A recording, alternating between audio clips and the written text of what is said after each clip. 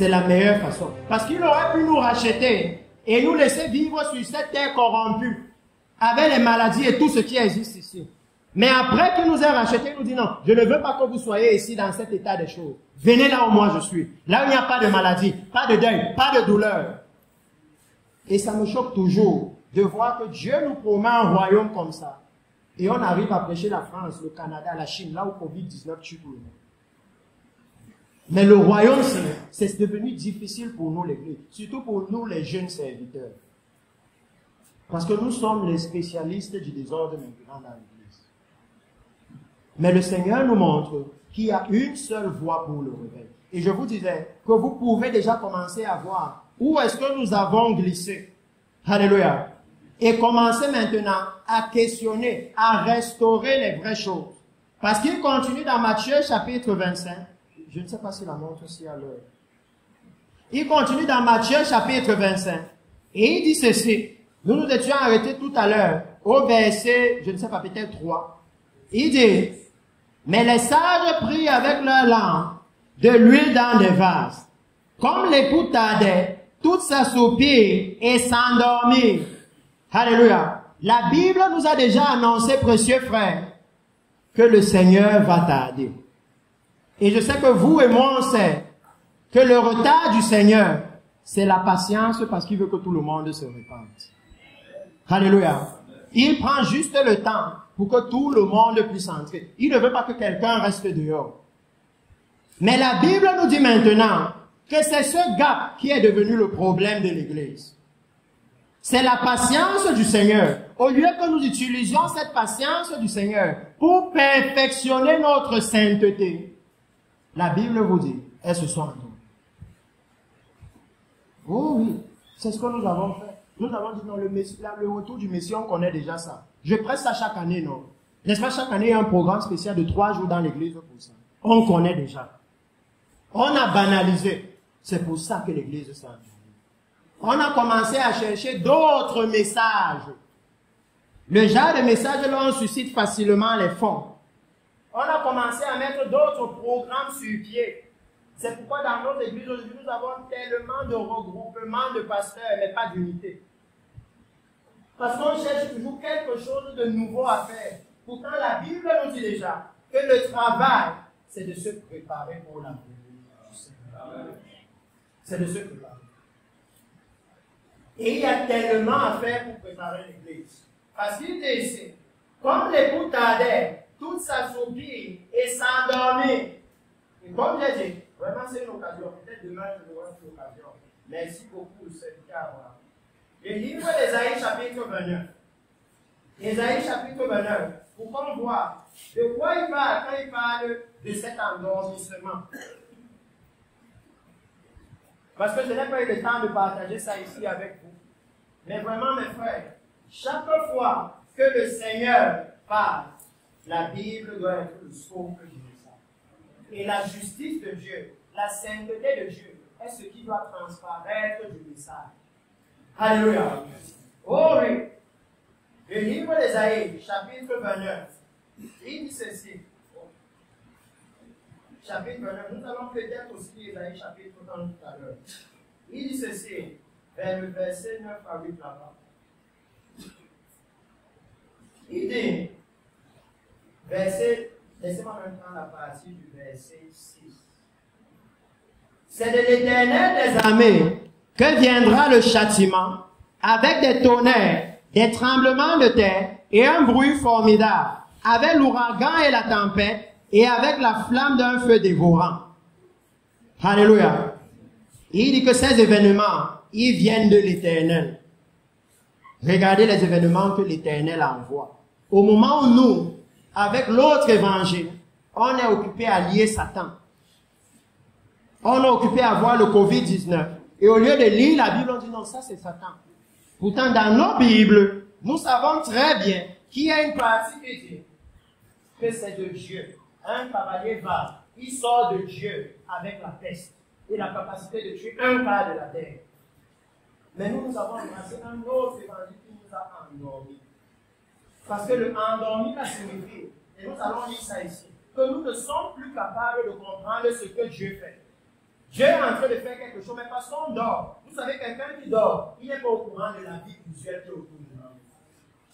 Si vous regardez les caractéristiques de quelqu'un qui dort, une des caractéristiques très graves, c'est que même dans la salle, si quelqu'un s'endort, réveillez-le au bout de 30 minutes et vous lui dites qu'il est 18 heures, il va voir. Ça veut dire que quand on dort, on perd la notion du temps. Et c'est ça le problème de l'église. Le Messie est déjà en train de venir et on est encore en train de faire autre chose parce qu'on n'a pas la notion du temps. Les signes de la venue du Messie sont à la télévision et on devrait être en train de s'empresser à se sanctifier, à se purifier, de se demander chaque jour, comme une femme, s'il y a une jeune sœur ici qui va se marier, elle peut vous dire qu'à une semaine du mariage, chaque jour elle est devant le miroir. Si elle voit au moins de boutons ici, elle crie à la catastrophe. Si elle voit un bouton, elle va chasser tous les démons liés, Satan, tout. Non, ça ne peut pas arriver. Il dit que l'église aussi, si on avait conscience du temps, c'est ce qu'on serait en train de faire. On serait occupé à ça, consumé à ça. Et quand on est consumé par ça, mes frères, on n'a plus le temps de l'évangile de prospérité. On n'a plus le temps de l'évangile de sème une semence, tu auras, on n'a plus le temps. Parce qu'il y a beaucoup à restaurer, à purifier. Vous pouvez voir même la préparation de l'église. C'est dans beaucoup de livres, même dans Esther, beaucoup de livres. Toute cette Bible n'est centrée que sur ça pour lui. C'est l'entrée dans le monde. Donc il explique ici et il dit que c'est de l'Éternel que ça va venir. Et il dit au verset 7, et comme il en est d'un songe, d'une vision nocturne, ainsi en sera-t-il de la multitude des nations qui combattront Ariel, Jérusalem, de tous ceux qui l'attaqueront et de sa forteresse qui la serreront de près. Verset 8 il dit, comme celui qui a faim rêve qu'il mange, puis s'éveille l'estomac vide. Et comme celui qui a soif rêve qu'il boit, puis s'éveille l'estomac languissant, ainsi en sera-t-il de la multitude des nations qui viendront attaquer la montagne de Sion. Laissez-moi vous expliquer ici avant qu'on avance. Parce que ça nous parle à nous. L'église est dans les nations. Alléluia. Dans la Bible, si vous lisez Romains, le Seigneur dit que quand la multitude de ceux qui doivent être sauvés dans les nations seront sauvés, alors il va se tourner vers Israël. L'église, c'est nous, c'est les nations, ce que Israël appelle les païens. Mais ici maintenant, il dit comment ils vont s'endormir. Que dans leur rêve, ils vont rêver qu'ils sont en train de manger, qu'ils sont en train de boire, mais ils vont plutôt se réveiller affamés. Il est en train de dire que concernant l'église, du point de vue de l'église, ils vont être sûrs qu'on est en train d'aller dans le royaume des cieux. Et ils vont se réveiller et à manquer l'enlèvement. Oh oui. Pourquoi? Parce qu'il explique maintenant, et je vous ai dit dans le message, nous allons voir pourquoi est-ce que nous avons perdu le réveil. Alléluia. Parce qu'il explique et il dit, parce que vous savez, il dit qu'il mange, qu'il a faim, et ainsi de suite. Et il dit le festin des noces de l'agneau. Je n'ai pas le temps vraiment d'expliquer tout. Mais il dit au verset 9, soyez stupéfaits et étonnés, fermez les yeux et devenez aveugles. Ils sont ivres, mais ce n'est pas de vin. Ils chancellent, mais ce n'est pas l'effet des liqueurs fortes. Car l'Éternel a répandu sur vous un esprit d'assoupissement. Est-ce que vous pouvez maintenant comprendre pourquoi Jésus pouvait nous dire avec assurance que les 10 vierges vont s'endormir? Alléluia. Il pouvait nous dire clairement, les 10 vierges vont s'endormir. Parce que nous devons savoir que ça vient de Dieu. Parce que c'est quand on a compris que ça vient de Dieu que nous allons comprendre la nécessité de la repentance. Mais quand on croit que ça vient de l'ennemi, on passe le temps à le lier, à l'attacher, à le jeter dans je ne sais pas quoi, et il est toujours là. Mais quand on a compris que tout ça vient de Dieu, l'apostasie dans l'église, ça vient, c'était prévu par Dieu, et ça vient de lui. Alors à partir de ce moment, on peut se mettre en genoux et dire Seigneur, pardonne-nous. Alléluia. C'est pourquoi il faut que nous revenions à la base du vrai message. Il dit ici, que fermez les yeux et devenez aveugles. Ils sont ivres, mais ce n'est pas de vin. Ils chancellent, mais ce n'est pas l'effet des liqueurs fortes. Car l'Éternel a répandu sur vous un esprit d'assoupissement. Il a fermé vos yeux, les prophètes. Il a voilé vos têtes, les voyants. Et regardez maintenant au verset 11. La manifestation de ça, c'est quoi? Toute la révélation est pour vous comme les mots d'un livre cacheté, que l'on donne à un homme qui sait lire en disant, lis dans cela, et qui répond, je ne le puis. car il est cacheté. Ou un livre qu'on donne à un homme qui ne sait pas lire, en lui disant, lis dans cela, et qui répond, je ne sais pas lire. Il dit que le problème, que quand il les a endormis, il a fait qu'ils ne comprenaient plus les Écritures. Et vous savez que c'est comme ça que Dieu agit.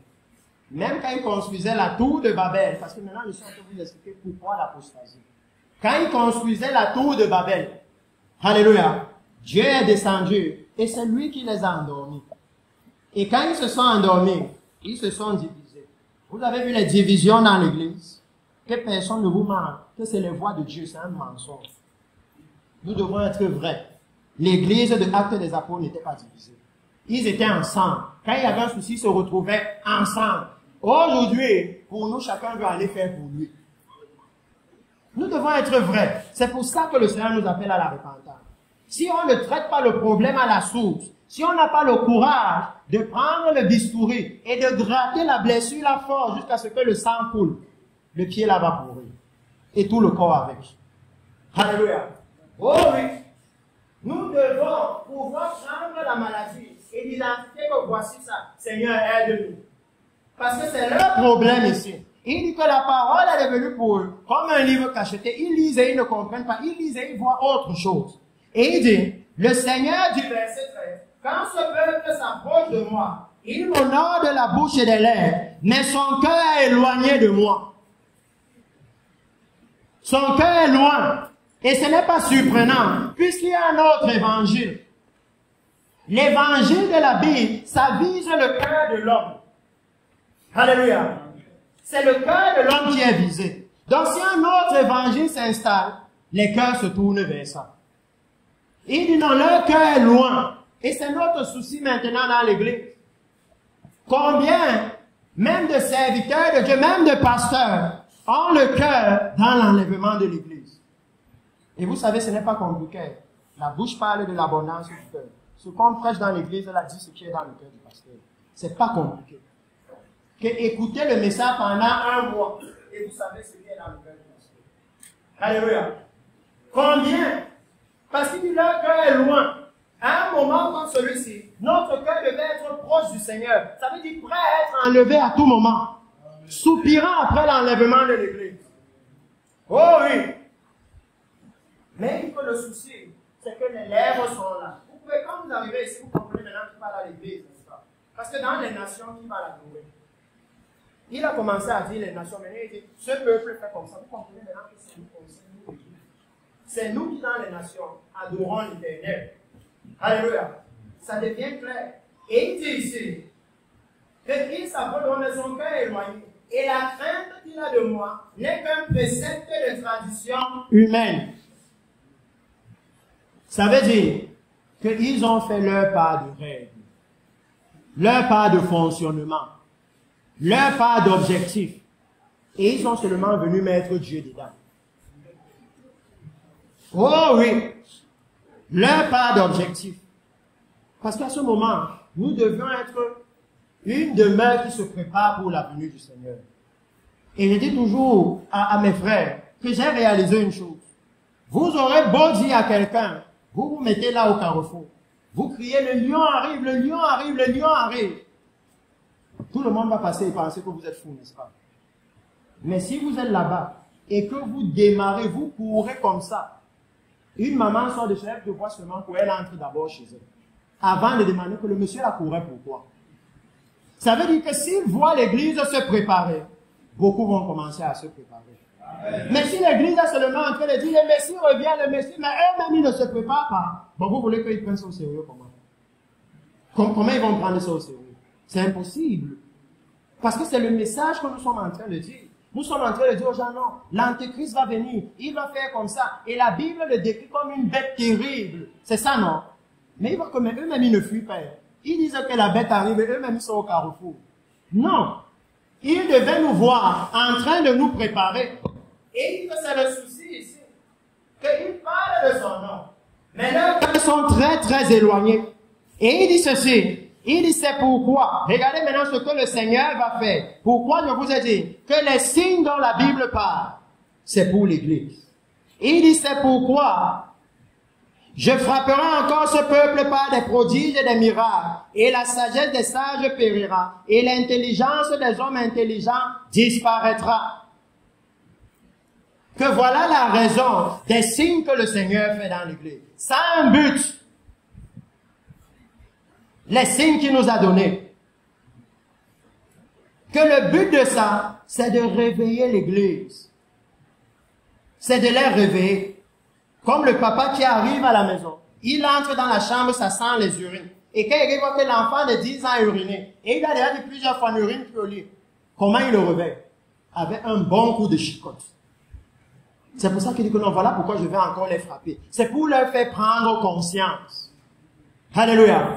C'est pour ça que je vous partage ces choses. Parce que le réveil dont nous parlons, mes frères, ce n'est pas une affaire d'un réveil qui vient pour que les gens deviennent millionnaires, pour que les gens deviennent milliardaires. Parce que c'est beaucoup ce qu'on nous a dit ici. Le réveil dont nous parlons, nous devons le calquer sur le modèle de la Bible. Quand la Bible dit la gloire de la dernière maison sera plus grande que celle de la première, alors le modèle devient quoi? La première maison. C'est ça, non? Alors on peut aller dans Actes. Et quand on voit le premier réveil, alors c'est à quoi le réveil doit ressembler, mais encore plus puissant. Donc on ne peut pas dire aux gens, non, on ne sait pas à quoi le réveil doit ressembler. C'est qu'on ne sait pas où on vous amène. Alléluia. Que dans le premier réveil, la parole de Dieu était puissante. 3000 âmes, une prédication. Les œuvres de Dieu, c'était dehors. Les paralytiques marchaient dehors partout. Dans le premier réveil, les marabouts abandonnaient. Ils entendaient parler de comment Jésus est mort à la croix. Ils se repentaient. C'était un réveil de repentance. La marque, c'est ça qu'on a vu tout à l'heure dans Thessaloniciens. Que quand le réveil est arrivé à Thessalonique, ils se sont repentis. C'était le réveil de la repentance. Quel réveil cherchons-nous alors? Si le message de la venue du Messie n'est plus prêché, si même la repentance dans l'église est devenue un thème la repentance. Et on va tout vous dire, mais à la fin, personne ne se repent. Non, dans le premier réveil, c'était un style de vie. C'était leur nature. Alléluia. Ce n'était pas un thème. Non, dimanche, le pasteur a même prêché la repentance. Hey! Non, c'est dimanche, on s'est repenti à l'église parce qu'on a vu qu'il y a l'immoralité sexuelle au milieu de nous. C'est de ça qu'il était question. Dimanche, on s'est repenti parce qu'on a réalisé qu'on n'était pas sur le bon message. C'est de ça qu'il était question. Alléluia. Ce n'était pas nous, il nous a enseigné la repentance. Parce que dans le premier réveil, Pierre a prêché un message. Et quand ils lui ont demandé qu'est-ce qu'on doit faire, il n'a pas dit asseyez-vous, thème la repentance. Il a dit repentez-vous, pratiquez. Alléluia. C'est de ça que le Seigneur parle. Ici, il élève le fait que la raison pour laquelle l'apostasie s'est assise dans l'église, c'est parce que nous sommes devenus hypocrites. On parle du Seigneur, mais on ne vit plus le Seigneur. Oh oui, on doit être vrai. On ne vit plus avec l'imminence de la venue du Messie dans le cœur. Avec la pression de la venue du Seigneur dans le cœur. Parce que si c'est dans nos cœurs, ça va diriger tous nos faits et gestes. Avant de poser tel acte, je vais me poser la question de savoir si le Messie revient quand je suis dedans. Ça se passe comment? Alléluia. Avant de venir au pupitre prêcher quelque chose, je vais me demander si le Seigneur me trouve prêchant le message, si ça se passe comment? Si l'imminence de la venue du Seigneur était dans nos cœurs, ça aurait transformé l'Église. C'est pour ça qu'il dit que c'est nécessaire pour nous de réaliser que le réveil est basé sur le message de la venue du Messie. C'est la seule chose, c'est le seul message qui a la capacité d'amener l'Église, de restaurer la crainte de l'Éternel dans l'Église. C'est la seule chose. C'est le message de la venue du Messie. Et il met ici dans Isaïe, il dit que le problème, c'est que le peuple ici était devenu hypocrite. Ils mettaient Dieu dans leurs choses, mais ils faisaient leurs propres choses. Ils avaient déjà leurs propres préceptes, leur propre fonctionnement. Et nous devons être vrais, c'est ce que nous avons fait dans l'Église. Pourquoi? Quand nous regardons nos prophètes, est-ce qu'ils sont comme les prophètes de la Bible? Quand nous regardons nos apôtres, est-ce qu'ils sont comme les apôtres de la Bible? Ça veut dire que nous avons fait nos propres descentes. Oh oui, c'est à partir de là qu'on doit commencer à se repentir. Alléluia. Parce que vous savez que c'est Dieu qui a appelé les apôtres, c'est Dieu qui a appelé les prophètes. Alléluia. Donc nous devons dire, Seigneur, rappelle-les encore comme avant. Rappelle-les encore comme avant. Parce qu'on peut dire ça ici, en quoi avant nous établir nos propres préceptes. Les faits sont clairs. Les faits sont clairs. Donc nous devons maintenant être volontaires à nous réformer. Parce qu'il y a cette partie de la Bible qui nous choque. Et même ici, il en parle.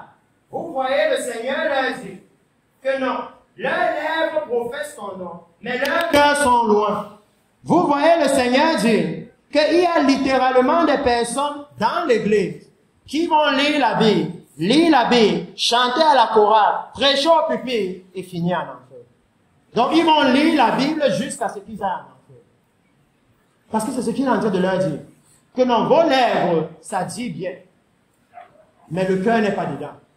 Vous ne trouvez pas d'intérêt dedans. Et ce que Ésaïe dit ici, quand vous mettez ça dans le sens du peuple de Dieu encore avec Israël, vous le voyez dans Ésaïe chapitre 1, où le Seigneur va leur faire savoir que le bœuf connaît la crèche de son maître. Même l'âne connaît son possesseur, mais son peuple ne le connaît pas. Il fait savoir que son peuple ne connaît pas sa loi. Et c'est à cause de ces choses que nous devons changer. Parce que la loi de Dieu veut, qu'il a dit dans la Bible, que lui, il marque les temps et les saisons. C'est lui qui fait les temps et les saisons. Alléluia. Et s'il nous dit déjà que quand vous allez voir les guerres, les bruits de guerre, les tremblements de terre, ainsi de suite, ça veut dire que le Fils de l'homme est à la porte. C'est que nous, on doit faire quoi? On doit se préparer. Donc, si on est en train de faire autre chose, ne soyons pas surpris qu'il n'y ait pas de réveil. Parce que là où le Saint-Esprit veut agir, c'est dans la préparation de l'Église. Ça a déjà été fixé. Même si nous, on essaye de changer, Dieu ne va pas s'adapter à nous, c'est nous qui nous adaptons à lui. Alléluia. Il est déjà comme il est. Il ne va plus changer. Donc, il nous dit ici que pour l'Église, c'est important maintenant que nous puissions parvenir à la véritable repentance. Alléluia. Et j'aime comment il explique ça dans 2 Corinthiens. Parce qu'il dit que non, c'est le genre de choses qu'au début, ça produit la tristesse. Alléluia. Au début, c'est le genre, le message est amer. Mais que plus tard, quand on voit le fruit, c'est bon. Alléluia. Parce qu'on voit maintenant la sainteté. On voit la crainte de Dieu. On voit que nous-mêmes, on devient sérieux avec les choses de Dieu. Donc ici, j'ai voulu que nous arrivions jusqu'au cœur du problème du réveil. Que si nous parlons du réveil, numéro 1, c'est par rapport à notre entrée dans le royaume des cieux. Ça veut dire que ce n'est pas censé être un réveil qui va commencer et s'éteindre encore. Ça veut dire que si quelqu'un ici dit non, oh, Dieu m'a appelé pour le réveil. Mon frère, sache dès à présent que c'est jusqu'à ce que le Messie vienne. Alléluia. Qu'il y a certains appels là où la chute n'est plus tolérée. À cause du moment là où on est. Si nous avions réalisé que pour nous, surtout les serviteurs de Dieu, quand on tombe, on amène beaucoup de personnes en enfer, on aurait fait différemment. Surtout en ce moment-ci. Parce qu'imagine que tu tombes maintenant et le Messie revient la seconde d'après. Est-ce que tu auras eu le temps de te repentir? Ça veut dire que c'est ce message qui doit maintenant être restauré. Ramener la crainte de Dieu. Et de la crainte de Dieu, restaurer dans l'Église la sagesse de Dieu. Alléluia. Parce que vous et moi, on sait que la Bible dit, dans le livre de Jean, que voici, la crainte de l'Éternel, c'est la sagesse. Alléluia. Ce n'est pas autre chose. Donc le Seigneur nous montre maintenant par sa parole. Dans les Écritures, nous pouvons voir que le gros problème du peuple, c'est qu'ils étaient devenus hypocrites. Ce n'est pas qu'ils n'allaient plus adorer Dieu, non, ils allaient l'adorer. Si vous lisez Ésaïe chapitre 1, vous allez encore bien plus le voir là-bas. Ils allaient l'adorer. Lisons ensemble Ésaïe chapitre 1. Parce que c'est là où nous devons voir pourquoi est-ce que nous devons nous repentir. Parce que maintenant on a pu quitter du réveil. On voit le problème. Et nous pouvons voir tous ensemble que le problème du réveil élève la nécessité de la repentance, n'est-ce pas? La repentance devient maintenant une nécessité, ce n'est plus un accessoire. C'est la priorité maintenant, si on comprend le problème du réveil. Alléluia. Le livre d'Ésaïe chapitre 1, il dit ceci, et je vais lire à partir du verset 2. Cieux, écoutez, terre prête l'oreille, car l'Éternel parle. J'ai nourri et élevé les enfants, mais ils se sont révoltés contre moi. Le bœuf instinctivement connaît son possesseur, et l'âne la crèche de son maître. Israël ne connaît rien, ne me reconnaît pas en tant que Seigneur. Mon peuple n'a point d'intelligence. Et regardez ce que le Seigneur va dire. Malheur à la nation pécheresse, au peuple chargé d'iniquité, à la race des méchants, aux enfants corrompus. Ils ont abandonné l'Éternel, ils ont méprisé le Saint d'Israël, ils se sont retirés en arrière. C'est comme ça que Dieu lui parlait à son peuple. Que le problème qui fait que non, le réveil n'est plus là, c'est que eux ils se sont retirés. Ce n'est pas que lui il les a d'abord abandonnés, non. C'est eux qui sont d'abord allés vers autre chose. C'est nous l'Église qui sommes d'abord allés vers la vente d'huile et la vente d'eau. Là aussi, vous continuez à lire Matthieu chapitre 25. La Bible vous dit là-bas que celles qui sont allées acheter l'huile ne sont pas entrées, n'est-ce pas? On lit ça, mais on fait. Si nous lisons même le livre de Zacharie, il dit là-bas que quand le Seigneur viendra, il n'y aura plus de commerçants dans son temple. Ça veut dire que le commerce dans l'église, les commerçants là ne vont pas entrer là-bas. On lit ça, mais on fait. Oh oui, c'est pour ça qu'il dit, leurs lèvres là, ça parle bien de moi. Mais leur cœur, c'est ailleurs. Ils ont leurs propres préceptes. C'est pour ça qu'il dit que non, ils se sont retirés. Ils m'ont abandonné. Ils m'ont mis de côté. Et qu'il nous demande maintenant que retournons pratiquer les premières choses. La justice de Dieu, la droiture de Dieu, la sainteté de Dieu. Et il a dit ici, il leur explique, il a dit clairement que la réaction par rapport au péché, c'est le malheur. Ça veut dire qu'il n'y a pas de possibilité, mes frères, que nous soyons dans le péché et que nous ayons le réveil. C'est impossible. Alléluia. Ce n'est pas possible. Parce qu'il dit que non, malheur à la nation pécheresse. Ça veut dire que pour une nation qui est dans le péché, il ne peut rien leur arriver d'autre que le malheur. Et je ne veux pas ici, quand on voit seulement dire, oh, c'est le Cameroun. Oui, parce que nous, les serviteurs de Dieu, nous sommes champions. On ne voit plus nos fautes, on voit pour les non-chrétiens. Quand il dit malheur à la nation pécheresse, la première nation qu'on peut voir, c'est ceux à qui il dit que mais pour vous, vous êtes un peuple élu, une nation sainte. C'est la première nation que moi je vois. C'est la première. Parce que je ne vois pas pourquoi il va dire malheur à une nation pécheresse, alors que les gens là sont déjà censés être des pécheurs. La seule raison qu'ils disent ça, c'est qu'ils s'adressent à des personnes qui sont censées être une nation sainte. Alléluia. C'est la seule raison pour que le Seigneur élève ça ici. Et il va leur parler, il va leur dire que l'état du peuple d'Israël en ce moment, c'était extrêmement mauvais. D'ici, je veux que nous puissions, si nous avons le temps, arriver jusqu'à l'état de la maison du Seigneur et voir maintenant comment est-ce que la maison devait être rebâtie. Alléluia. Je pense que si j'arrive jusqu'à là-bas, j'aurai fini pour moi aujourd'hui. Parce que ici, il leur montre maintenant l'état d'Israël, qui devient maintenant l'état de l'Église. Parce qu'il dit, quel châtiment nouveau vous infligez quand vous multipliez vos révoltes? La tête entière est malade et tout le cœur est souffrant. De la plante des pieds jusqu'à la tête, rien n'est en bon état. Dans le corps de la nation, ce ne sont que blessures et contusions et plaies vives, qui n'ont été ni pensées, ni bandées, ni adoucies par l'huile. Il dit que c'était ça l'état du peuple. Il prend maintenant le peuple d'Israël et il a dit que si je devais vous représenter comme un homme, vous seriez un homme extrêmement malade. Un homme qui a toutes les maladies possibles, toutes les blessures possibles sur son corps. Ces choses, ces maladies, ces blessures qui ne représentent rien d'autre que le péché. Parce que dans l'église, au moment où on parle, nous savons bien qu'il y a l'immoralité sexuelle. Nous savons bien que l'amour de l'argent, c'est le drapeau qui est en train de diviser toute l'Église. Vous et moi, on sait. On n'a pas besoin de se mentir. Alléluia. C'est pourquoi pour moi, j'étais très à l'aise de causer avec des jeunes frères comme moi. Parce que certains d'entre eux, je leur dis souvent que vous êtes diplômés. Peut-être nos papas d'avant n'avaient pas la possibilité d'avoir le doctorat en ceci, en ceci. Vous avez les doctorats en logistique, en ceci. Vous avez fait les recherches opérationnelles, n'est-ce pas? Certains d'entre vous font ça à l'université. Ça veut dire que on vous a donné la capacité d'étudier, d'analyser quelque chose et de voir d'où vient le problème. Pourquoi alors avec Dieu, vous faites comme si vous ne pouvez pas utiliser ça? Pourquoi? Expliquez-nous pourquoi. Vous ne pouvez pas vous asseoir et faire une recherche opérationnelle sur l'Église avec les données existantes dans la Bible et trouver le problème. Vous allez à l'université pour faire quoi? Si finalement, vous serez docteur en enfer, vous allez pour faire quoi?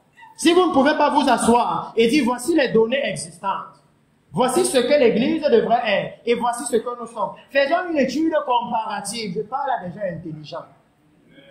Si c'est pour chercher l'argent, ils connaissent, mais pour leur éternité, c'est pour ça qu'ils disent que leur cœur est loin.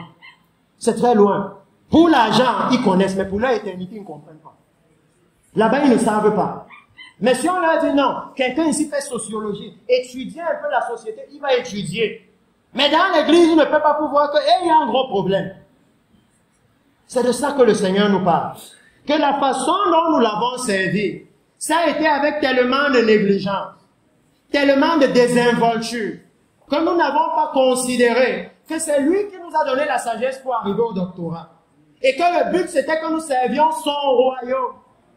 Souvenez-vous, les 24 vieillards jettent leur couronne devant le Seigneur. Alléluia. Et si vous lisez la Bible, c'est lui-même qui les a couronnés. Donc il dit que pour nous, nous ne pouvons pas dire que on n'arrive pas à voir. On ne peut pas dire, parce que ce que le Seigneur fait ici, il est en train de faire un diagnostic. Et je suis sûr qu'il y a les étudiants en médecine dans l'église.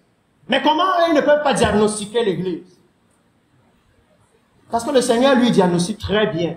Et il voit la maladie clairement. Et il identifie les problèmes. Mais nous, si c'est pour l'argent, on connaît. Mais quand il s'agit de notre salut, l'autre est l'éternité. L'éternité de l'église pour laquelle Jésus est mort. Là, vraiment, on n'est plus engagé, on ne comprend pas. Est-ce que vous-même vous pensez que si nous servons le Seigneur de cette façon, nous pouvons vraiment parvenir à un réveil? Parce que pour réveiller les autres, il faut que nous-mêmes on soit éveillés. Alléluia. Il faut que nous-mêmes on soit éveillés. Il dit ici, quand il fait le diagnostic de l'église, il leur explique maintenant qu'est-ce qui est en train de se passer. Il a dit la conséquence de cet état. Le pays est dévasté à cause de votre détestable désobéissance. Les villes sont consumées par le feu. Des étrangers dévorent vos campagnes sous vos yeux. C'est pareil pour l'église et même pour la nation. Parce que dans l'église, il y a les faux prophètes, n'est-ce pas? Oh oui. Qui disent même souvent les choses, vous demandez que mais le monsieur s'est même converti. Pour qui disent qu'on peut se masturber et Dieu comprend. Le monsieur s'il est même converti dans ce qu'il dit ici là. Vous savez. Et vous pouvez voir que mais maintenant c'est eux qui conduisent toute l'église. C'est eux les leaders. Oh oui. Et c'est nous-mêmes qui les avons introduits dans l'église, n'est-ce pas? Il faut se dire la vérité, c'est nous qui leur donnons les autorisations. C'est nous, ce n'est pas une autre personne. C'est nous qui acceptons. Ils nous donnent 300 000, on leur donne. Et ils enseignent des mensonges et après on se plaint. C'est pour ça qu'on doit se repentir. Que nous devons faire le diagnostic de l'église. Et voir où est-ce que la pluie a commencé à entrer dans la maison. Alléluia. Oh oui. Même quelqu'un qui est dans sa maison, il pleut, il voit l'eau ici. N'est-ce pas, il va commencer à chercher d'où vient la fuite. Mais nous, l'église, on veut le réveil, mais on ne veut pas voir d'où vient le problème. Si on commence à pointer le péché, on veut faire comme si on ne voit pas, on dit non, Dieu va faire, Dieu va faire. La seule façon pour que le Seigneur amène son réveil, c'est la repentance. Et la repentance du péché. La repentance où on a pris conscience du fait que bien que nous sommes assis dans l'église, nous ne sommes pas en train d'aller dans le royaume de Dieu. Alléluia. Parce que si j'ai le temps, je vous aurais lu Exode. Vous voyez comment on a Exode. Pharaon va dire à Moïse à un moment, il n'y a pas de problème. Adorez votre Dieu, mais restez ici. Et c'est la même chose dans l'église maintenant. Vous pensez que l'ennemi a un problème avec les prières et les ceci et les cela. Mais tant que vous êtes dans le péché, est-ce que c'est grave? Il n'y a pas de problème. Adorer, chanter, sauter, délivrer. Tant qu'on vit dans l'immoralité sexuelle, le mensonge, les faussetés, les faux apôtres, les faux prophètes. Mais il dit, mais ils sont avec moi. Donc il n'y a pas de problème. Ils peuvent adorer tant qu'ils sont dans le péché avec moi. C'est bon. C'est ce que Pharaon leur a dit. Il a dit à Moïse, non. Prenez les bœufs et adorez votre Dieu, mais restez en Égypte.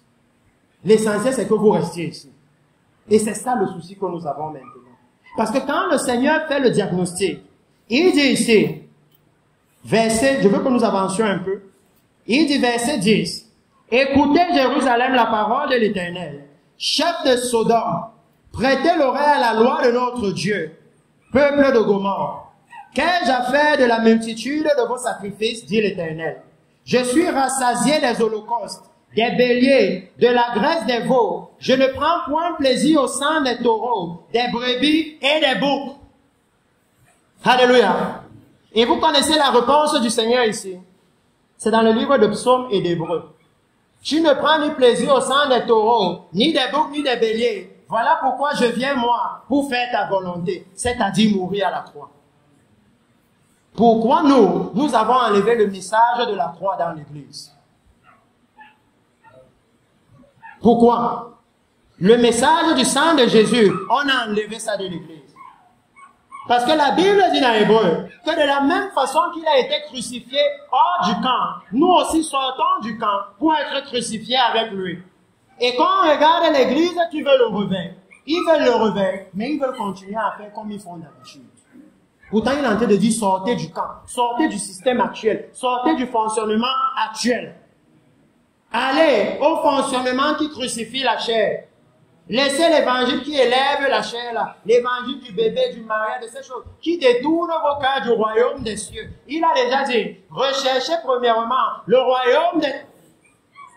Mes frères, vous voulez vous dire que quand quelqu'un ici ne comprend pas que c'est chercher l'enlèvement de l'église. À quel moment nous serons dans le royaume là? N'est-ce pas, c'est quand il va nous enlever? Qu'est-ce qui est alors compliqué? Que recherchez ça et toutes choses vous seront données. Ça veut dire, incluant le réveil. Amen. C'est pourquoi le Seigneur, quand on regarde sa parole, l'autopsie, la position de l'Église est très claire. Et la nécessité de la repentance. Parce que c'est vraiment ça mon but aujourd'hui, d'élever la nécessité de la repentance.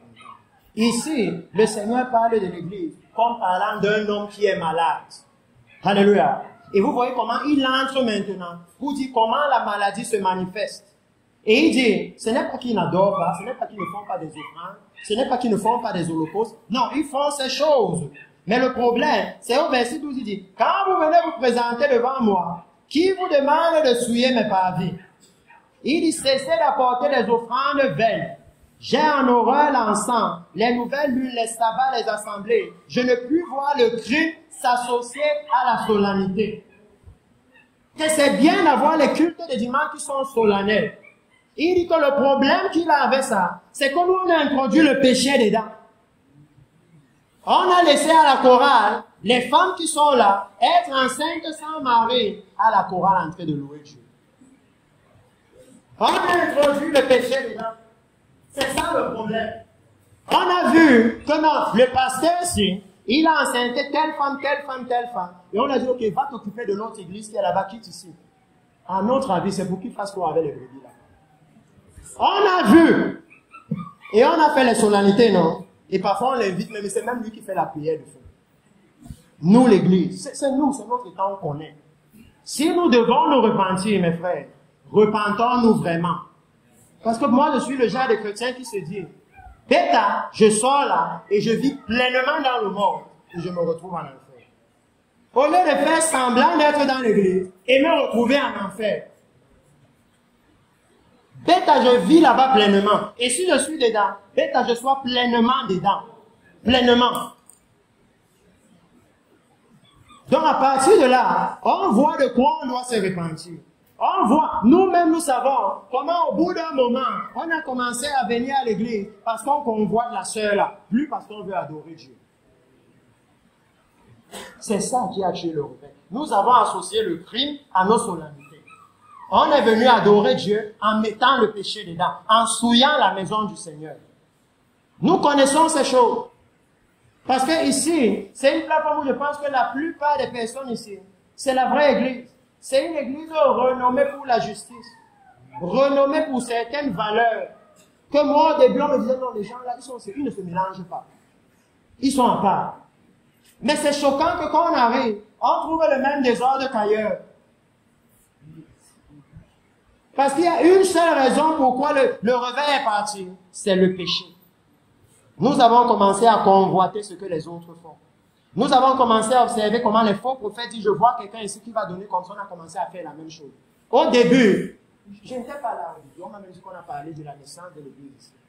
Mais je suis sûr que quiconque a parlé de ça ici, ce n'était pas comme ça. Ce n'était pas comme ça.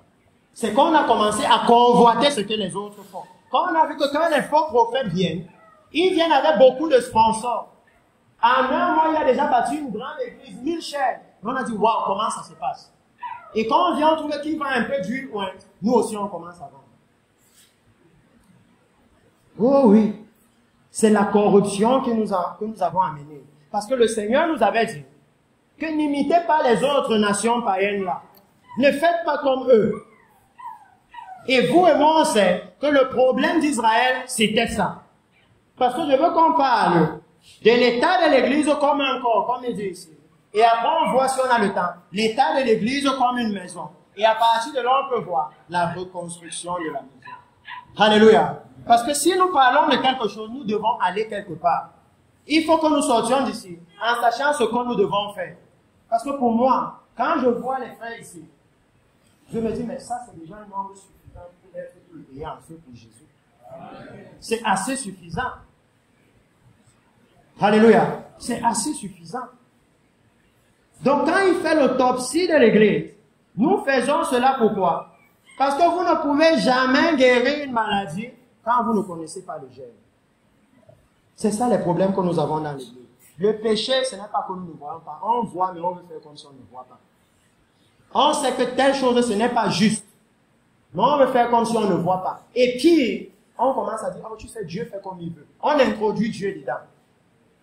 Oh oui, parce que maintenant, nous ne voulons plus pointer le péché du doigt. Pourtant, si vous lisez la Bible, l'autorité que Dieu a donnée à l'Église, c'est de combattre le péché. C'est ça l'autorité qu'il a donnée à l'Église. C'est de mettre le péché dehors. C'est pourquoi quand vous lisez Apocalypse, vous voyez comment il dit, Apocalypse chapitre 1, chapitre 2, il dit quoi?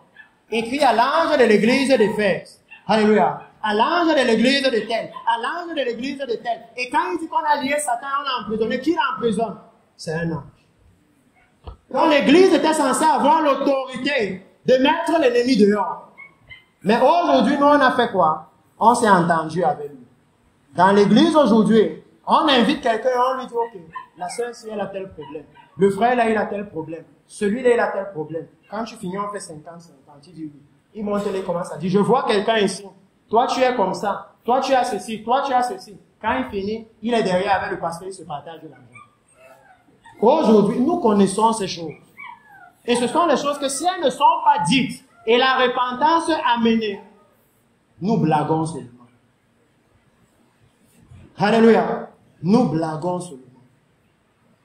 Donc, quand vous le voyez, le Seigneur fait savoir que les événements solennels, c'est bien. Mais le problème, c'est qu'on a associé le péché. On introduit constamment le péché dedans. Et c'est là où ça gâte tout. C'est là que ça devient un problème. Et il a fait savoir, il a dit ceci, quand vous étendez vos mains en prière, en implorant de l'aide, je détourne de vous mes yeux. Voilà pourquoi il n'y a pas le réveil. Parce qu'on a fait conférence de prière nationale. Conférence, mais le péché qu'on dit ici, on connaît ça. Il dit, c'est pour ça qu'il détourne les yeux. Et souvenez-vous, ici, il parlait à Israël. Si vous prenez le contexte, c'est terrible. Israël étant dans la terre promise, la terre là où il avait dit, que lui, il a les regards là-bas du début de l'année jusqu'à la fin de l'année. Mais il a dit qu'à un niveau, à cause du péché, il est maintenant obligé de détourner les regards. Est-ce que vous comprenez pourquoi le réveil est fini dans l'église? C'est à cause de comment nous avons vécu. À cause des actes que nous avons posés. De la façon dont nous avons adoré Dieu. Parce que si on parle du temple, et je regarde à chaque fois le temps, il me reste 45 minutes. Si on parle du temple, c'est choquant. Israël était à un point où la gloire de Dieu était au milieu d'eux. Et en même temps, ils adoraient les idoles. Vous pouvez imaginer ça. Non, je veux que vous compreniez. Parce que Dieu va dire dans Ézéchiel qu'il a trouvé Israël comme une fille qui n'avait nulle part où aller. Il s'est occupé d'elle jusqu'à ce qu'elle soit une femme qu'on peut épouser, et il l'a épousée. Pour vous montrer l'attachement qu'il avait envers elle. Comment il a même respecté. Il n'a pas abusé d'elle, il a attendu qu'elle soit une grande femme qui peut décider pour l'épouser. Alléluia. Il ne l'a pas pris comme une esclave. Maintenant, imaginez un homme qui a fait tout ça. Et la femme maintenant amène d'autres hommes dans sa maison, devant lui. C'est ça que Dieu illustre dans la Bible. C'est comme ça qu'il illustre l'Église qui dit que nous avons le Saint-Esprit. Nous sommes l'Église réveillée, mais qui vit volontairement dans le péché. Que c'est la même chose qu'ils font. Et si vous voyez maintenant ce que Dieu a fait à Israël, vous pouvez comprendre ce qui arrive à l'Église. Vous pouvez comprendre. Voyons d'abord la solution ici. Et ensuite, on va voir l'autre aspect directement. Toujours dans le livre de Jérémie cette fois-ci. Et il dit au verset 16, parce que quand maintenant le problème est venu, il leur dit, je détourne de vous mes yeux. Quand vous multipliez les prières, je n'écoute pas. Vos mains sont pleines de sang. Lavez-vous, purifiez-vous, ôtez de devant mes yeux la méchanceté de vos actions. Cessez de faire le mal, apprenez à faire le bien, recherchez la justice. Pas les voitures, pas les maisons, pas les bébés, la justice. Quand Jésus est venu nous dire ça, même Esaïe nous avait déjà dit ça. Qu'il veut qu'on recherche la justice. Il veut que nous retournions au moment où l'enseignement dans l'église était comme pour les apôtres. Quand vous lisez le message des apôtres de la Bible, vous voyez que leur but, c'est que l'église soit de plus en plus saine, de plus en plus juste, de plus en plus droite. Ils sont focalisés. Mais aujourd'hui, on dit, oh non, ça ce n'est pas mon message. Parce que toi, tu prêches la justice. Non, moi, Dieu m'a envoyé prêcher autre chose. Quelle chose? Quelle chose? Si nous tous, nous avons pour but le perfectionnement des saints. Alléluia. Quelle autre chose tu vas venir prêcher qui va les perfectionner? Les voitures peuvent perfectionner l'église. Les maisons peuvent perfectionner la sainteté de l'église. Alléluia. Plutôt si vous lisez la Bible, ce sont ces choses qui ont toujours corrompu le peuple de Dieu. Toujours. C'est ça qui a toujours corrompu le peuple de Dieu. Le moment où ces choses ont commencé à avoir la première place. Parce que je veux que nous regardions, mes frères, quel est le message que nous entendons dans l'église aujourd'hui. Parce que le Seigneur, lui, il est en train de dire que quand l'église est dans l'état dans lequel nous sommes aujourd'hui, son conseil, c'était laver-vous et purifier vos mains. Ça veut dire son conseil, c'était la repentance. Alléluia. Il n'avait pas un autre conseil pour eux que la repentance. Mais aujourd'hui, qu'est-ce que nous faisons? Nous nous entêtons à faire des choses et d'autres, au lieu de nous focaliser sur l'essentiel. Si l'essentiel, c'est la repentance, alors pourquoi alors se préoccuper d'autres choses? Pourquoi? Est-ce que quelqu'un va savoir qu'il est malade? On doit lui injecter, je ne sais pas, la pénicilline. Et il va d'abord prendre le paracétamol. Il va d'abord prendre la Nivaquine. Vous voyez un malade faire comme ça. Que on t'a déjà dit, tu as telle maladie et voici le médicament. Et toi, tu peux acheter autre chose qui n'a rien à voir avec. Si nous voulons voir le réveil, et que nous comprenons que c'est la repentance, alors commençons à nous repentir. Ne commençons même pas à dire, surtout si on comprend que le réveil, si c'est par rapport à la venue du Messie.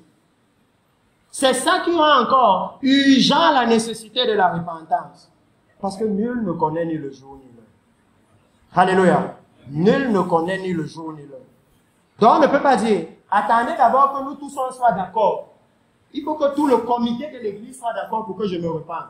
Mon frère, tu vas tenir ma main pour qu'on entre au ciel. La Bible dit que nous serons enlevés.